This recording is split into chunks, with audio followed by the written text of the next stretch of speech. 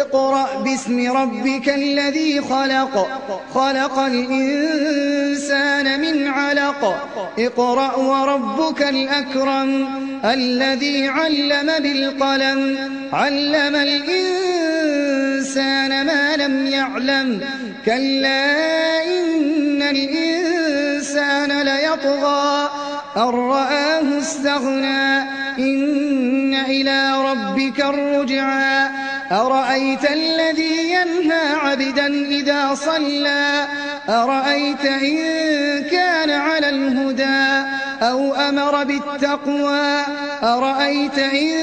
كذب وتولى ألم يعلم بأن الله يرى كلا لئن لم ينته لنسفعا